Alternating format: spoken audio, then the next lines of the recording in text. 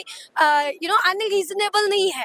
हम बस अपने हक के लिए मांग रहे हैं कि आपके चक्कर में इनकी मौत हुई या किसी के चक्कर में किसी एक को ब्लेम कर दूं कि आपके चक्कर में मौत हुई तो मानने को तैयार है क्या आप? गुस्सा जाहिर हुआ था 3 लोगों की मौत, वो भी इस तरीके से। अभी मैं बोल दूं कि आपके चक्कर में इनकी मौत हुई या किसी के चक्कर में किसी एक को ब्लेम कर दूं कि आपके चक्कर में मौत हुई तो मानने को तैयार है क्या आप? लीडरशिप की कमी है प्रोटेस्ट नहीं, किसी चीज़ की कमी नहीं है। जहाँ ये लीडर पहली बात पूरे प्रोटेस्ट में यूनिटी है यहाँ पे।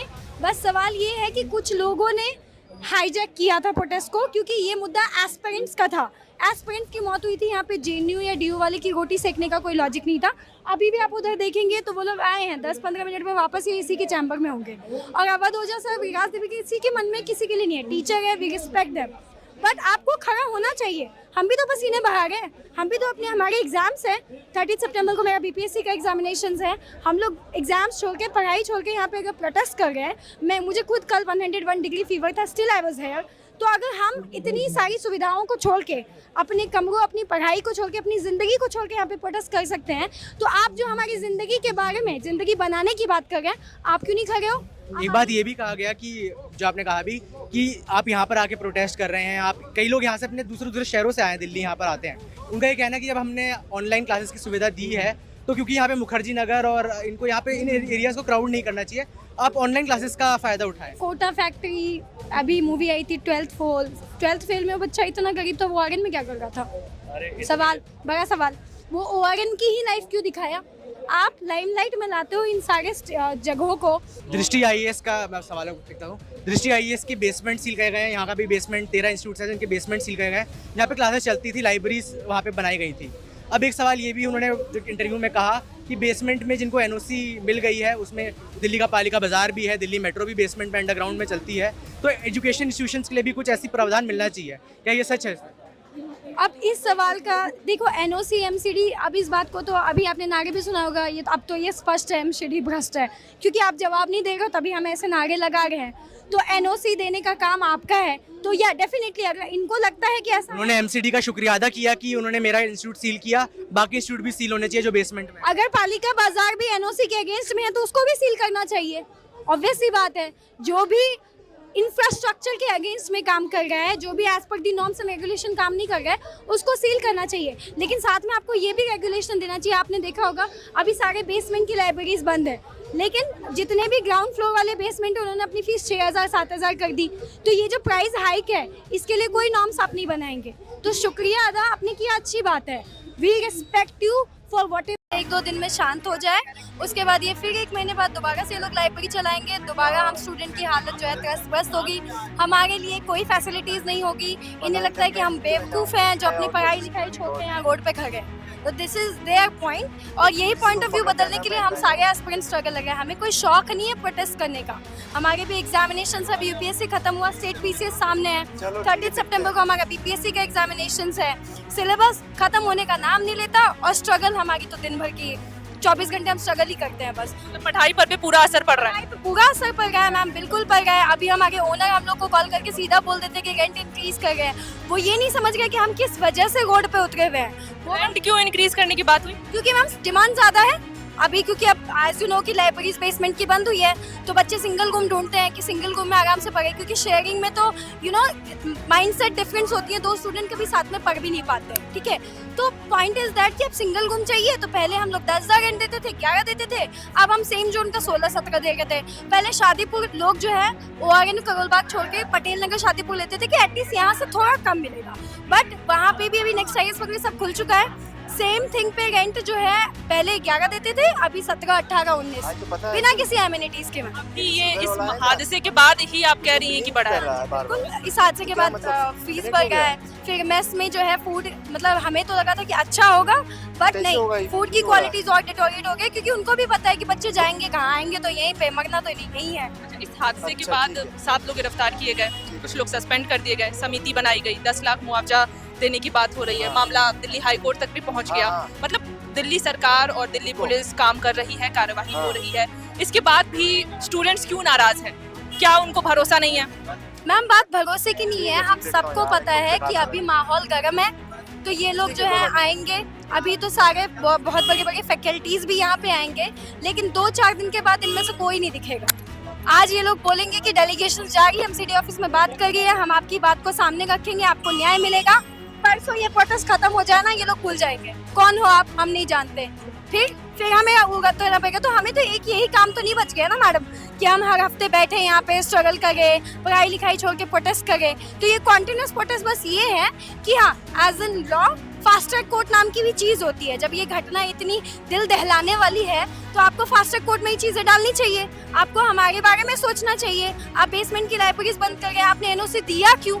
सबसे बड़ा सवाल तो ये होता है। आप अपना जेब भरने के लिए एनओसी तो दे दिए, अब वो बच्चे जो है बेचारे आप स्ट्रगल करके कि वो सड़क पे पढ़ेंगे कि कहाँ पढ़ेंगे, क्योंकि रूम तो वो शेयरिंग में लगते हैं जहाँ पे उनको सोने में दिक्कत हो रही है। मैडम आप ये बताइए कि वो बच्चे अब जाके पढ़ेंगे कहाँ? तो बेसमेंट भी बंद करवा दिया है और अच्छी चीज़ है आपने किया, पर सवाल ये है कि आपने ऐसे एमिनिटीज दी क्यों बच्चों को? आज वो भी अडेप्टेड क्यों है लाइब्रेरीज के लिए?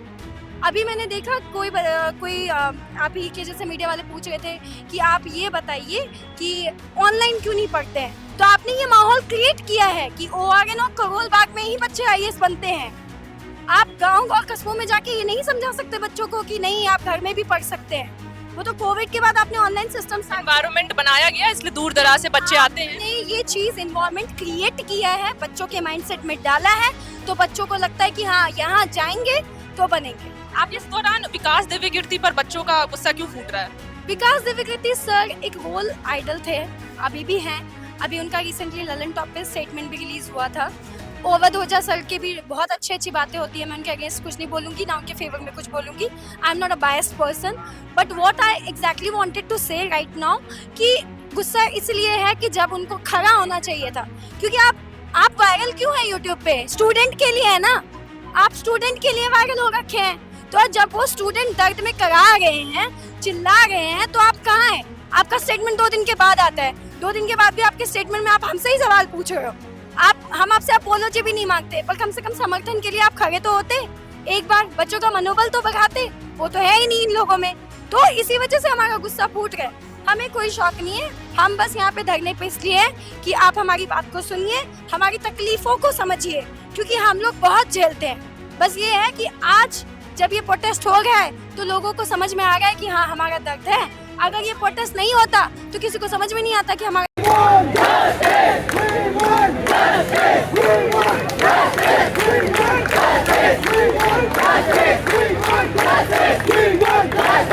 सॉरी, मेरा जो ब्लूटूथ है वो गिम्बल ने खा लिया, तो दैट इज़ वाई मेरे को ये टेम्पररी माइक यूज़ करना पड़ रहा है for sharing my view points.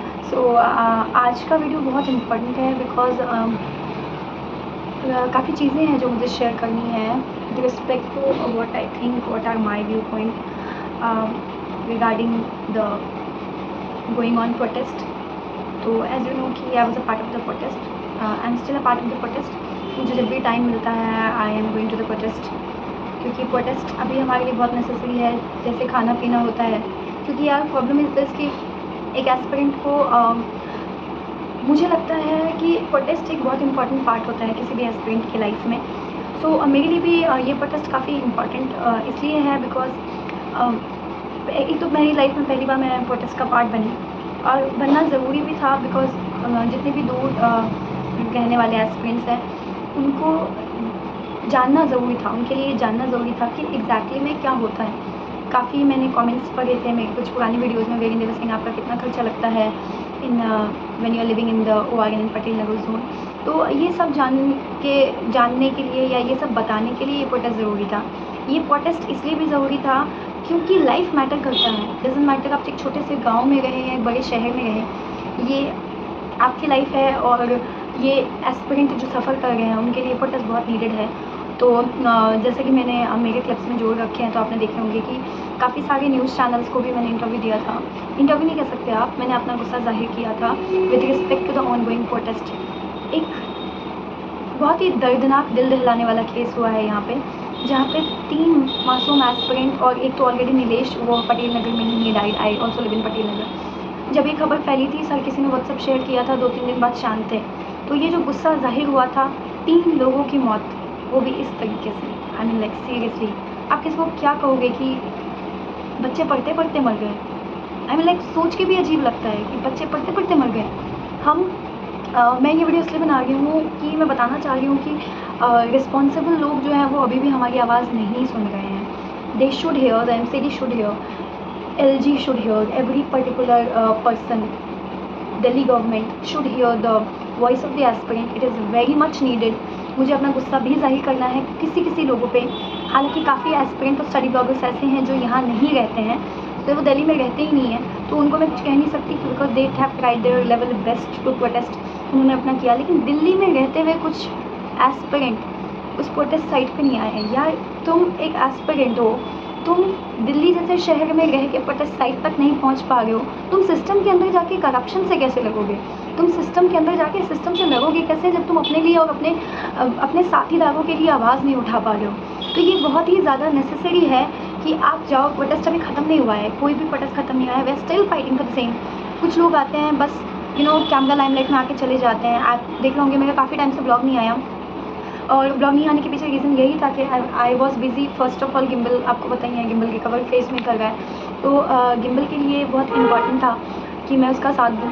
मैंने अपना बस साथ दिया, उसमें भी कई लोगों ने मेरा साथ दिया, जिसके लिए मैं हाथ जोड़ के थैंक यू कहना चाहूँगी, क्योंकि आप लोगों का साथ और सपोर्ट और विश्वास के कारण ही कोई भी स्टडी ब्लॉगर या कोई भी यूट्यूबर, कोई भी व्यक्ति जो है वो आपके लिए कुछ कर पाता है या अपने लिए कुछ कर पाता है. हम यूट्यूब पे हैं क्योंकि आप हमें प्यार देते हो. आप अपना प्यार देना बंद कर दोगे, हम नहीं टिकेंगे. So I just wanted to say this कि these people, these some of the study bloggers जो सिर्फ और सिर्फ अपना पैसा कमाने के मोटो से यूट्यूब पे आए हुए हैं, उनको बस आप एक लाइन कहना मेरी तरफ से या अपनी तरफ से कि यार ये समय था आपके खड़े होने का. सिर्फ एक कम्युनिटी पोस्ट डालने से न्याय नहीं मिलने वाला है. Justice will not prevail like this. I am a law student, I know चीज़ें फास्ट ट्रैक हो सकती है, पर ज़रूरत क्या है इस वक्त? ज़रूरत है कि हम एक साथ एकत्रित होए, एक साथ एकत्रित होकर हम फाइट करें अपने लिए, उनके लिए जिनकी डेथ भी नहीं कह सकते. It was a complete murder. आपके फॉल्टी अप्लायंसेस के कारण, आपके बिना NOC के बेसमेंट्स के कारण कुछ लोगों की जान चली गई, और अपॉलोजी लेटर तक आपका ढंग से नहीं आया हुआ है. अभी तक बस चल रहा है, सिस्टम चल रहा है. आप ये कौन सा सिस्टम चला रहे हो मुझे नहीं समझ आता है. लिटरली मुझे समझ में नहीं आता है, और मैं पब्लिकली बोल रही हूँ अवध ओझा सर के बारे में. I had a huge respect for that guy, but जब उन्होंने ये डायलॉग मारा था ना कि तुम फेलियर हो, ठीक है, फेलियर नहीं बोला डायरेक्टली, बट फेलियर ही कहा ना. तुम कलेक्टर नहीं हो, तुमसे बात नहीं करेंगे. तुम कौन से कलेक्टर हो भाई जो तुमसे हम बात करें? तुम भी तो कलेक्टर नहीं हो. ये हमारा प्यार और हमारा विश्वास ही था जिसके कारण आज आप इस यूट्यूब जैसे चैनल पे अपनी मोटिवेशनल लाइंस बोल पाते हैं, क्योंकि हमें आपकी चीज़ें पसंद आती है. हम आपको अपना बैक एंड सपोर्ट मानते थे. आपने हमारा ही गला काट दिया. आपसे एक बार भी प्रोटेस्ट साइट पे आया नहीं गया. क्यों भाई? और अगर कोई सवाल पूछता तो आप सीधा बोलते हो कि आप सिर्फ कलेक्टर से बात करते हो. अरे मतलब I just want to clap. I don't have any words to say. बस एक अपील करना चाहूँगी to all the aspirants who are in Delhi. अगर आप दिल्ली में हैं तो एटलीस्ट 1 घंटे का टाइम निकाल के भी आप प्रोटेस्ट साइट पर ज़रूर जाइए, क्योंकि ये टाइम है खड़े रहने का. मैं ये नहीं कहती कि आप वहीं बैठ जाओ, क्योंकि मैं भी रात भर रुकी हूँ. मैं भी उतना नहीं जा पा रही हूँ. हमारी BPSC एग्जामिनेशन इज कमिंग. हालांकि अभी तक डेट्स रिलीज़ नहीं हुए, फॉर्म्स नहीं आए. स्टिल मैं जा रही हूँ, अपना योगदान दे रही हूँ. तो मैं उम्मीद भी ये रखती हूँ कि आप लोग भी जाओ, अपने भाव को जो है दिखाओ, अपना दर्द व्यतीत करो, क्योंकि अभी खड़े रहोगे तभी कुछ रिजल्ट आ सकता है. Otherwise don't be a puppet. और मेरे पास अभी वर्ड्स नहीं है मैं क्या कहना चाहती हूँ, बट एक ऐसा इंसान मत बनो जो अखबार में कुछ सुर्खियाँ पढ़ के सो जाता है. हेडलाइन बनी हुई है जगाने के लिए. हेडलाइंस बनती है ताकि आप जागें, और अगर आप अभी तक नहीं जागे हैं तो मैं यही कह सकती हूँ यार अलार्म थोड़ा अच्छा वाला लगाओ ताकि आप जाग सको, आपको ये समझ में आए कि this is the time when you have to go, right. And that's all. हालांकि मेरे ब्लॉग्स नहीं आ पा रहे हैं बिकॉज मैं बहुत बिजी चल गई हूँ. काफ़ी चीज़ें लाइफ में प्रॉब्लम्स चल रही है, बट मैं हमेशा कहती हूँ कि जहाँ पे आवाज़ उठाने की बात आती है, जहाँ पे मेरे खड़े होने की बात आएगी, मैं डेफिनेटली खड़ी रहूँगी, और तब तक खड़ी रहूँगी जब तक मेरे कांधे जवाब ना दें.